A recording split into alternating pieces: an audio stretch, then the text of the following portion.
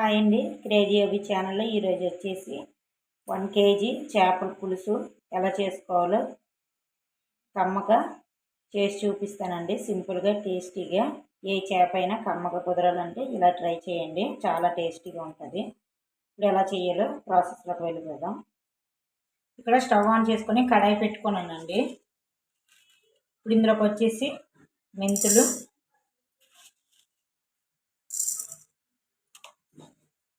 అలాగే ఆవాలు ఈ పులుసులో వేసుకుంటే చాలా టేస్టీగా ఉంటుందండి. అలాగే జీలకర్ర ఇవి ఇప్పుడు డ్రై రోస్ట్ చేసుకోవాలి. మంటని సిమ్లో పెట్టుకొని మాడకంట ఫ్రై చేసుకోండి. ఈ పౌడర్ వేస్తే చేపల పులుసు కమ్మగా ఉండి మంచి స్మెల్తో బాగుంటుంది.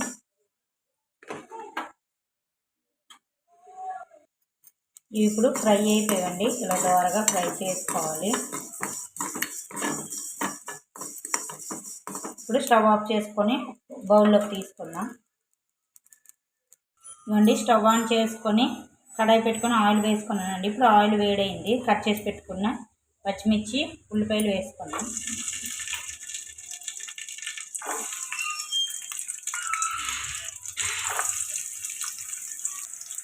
ఉల్లిపాయ మగ్గిందాక ఫ్రై చేసుకున్నాం. ఉల్లిపాయలు ఇలా ఫ్రై అయ్యాయి కదండి. ఇప్పుడు ఇందులోకి అల్లం వెల్లుల్లి పేస్ట్ వేసుకున్నాం. ఇది కూడా పచ్చివాసన పోయేదాకా ఫ్రై చేసుకున్నాం. ఇక్కడ అల్లం వెల్లుల్లి పేస్ట్ కూడా ఫ్రై అయిపోయిందండి. ఇప్పుడు టమాటో పేస్ట్ వేసుకున్నాం. ఇది కూడా పచ్చివాసన పోయేదాకా ఫ్రై చేసుకున్నాం.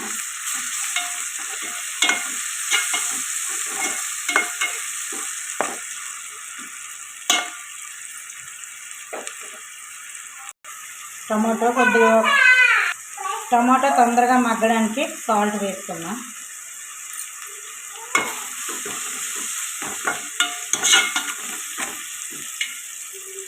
టమాటాలు ఇలా మగ్గుతున్నాయి కదండి. ఇప్పుడు ఇందులోకి మసాలాలు యాడ్ చేసుకున్నాం. పసుపు, అలాగే కారం,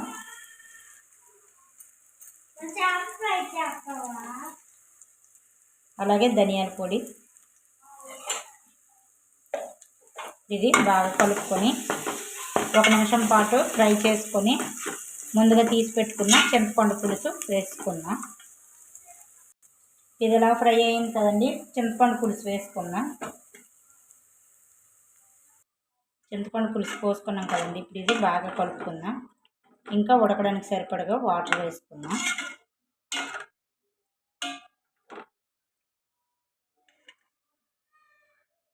ఉడకడానికి సరిపడగా వాటర్ వేసుకున్నానండి. ఇప్పుడు మూత పెట్టుకొని మరిగించుకుందాం.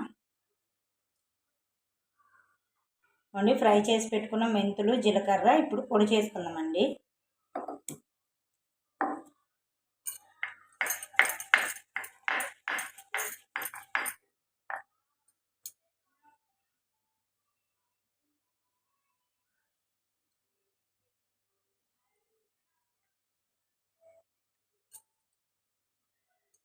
పులుసు ఇలా మరిగిన తర్వాత ఫిష్ వేసుకుంటే చాలా టేస్టీగా ఉంటుందండి.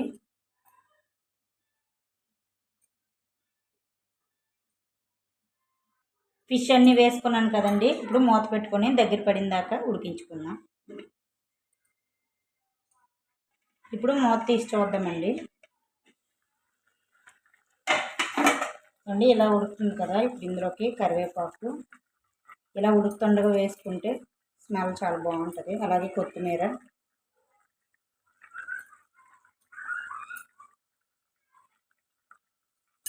అలాగే మెంతులు, జీలకర్ర, ఆవాలు పొడి చేసుకున్నాం కదండి. ఆ పౌడర్ కూడా వేసుకున్నాం.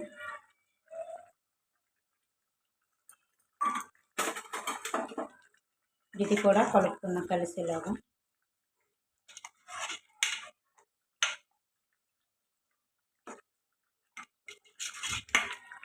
ఇప్పుడు మూత పెట్టుకొని దగ్గర పడిన దాకా ఉడికించుకున్నాం. ఇప్పుడు మూత తీసి చూద్దామండి. ఇదండి, మనకి చేపల కర్రీ రెడీ అయిపోయింది. చూసారు ఎంత బాగుందో, కలర్ఫుల్గా. టేస్ట్ కూడా అంతే బాగుంటుందండి. సింపుల్గా చేసుకోవచ్చు. ఏ ఫిష్ తోటైనా చేసుకోవచ్చండి. కమ్మగా ఉంటుంది చేపల పులుసు.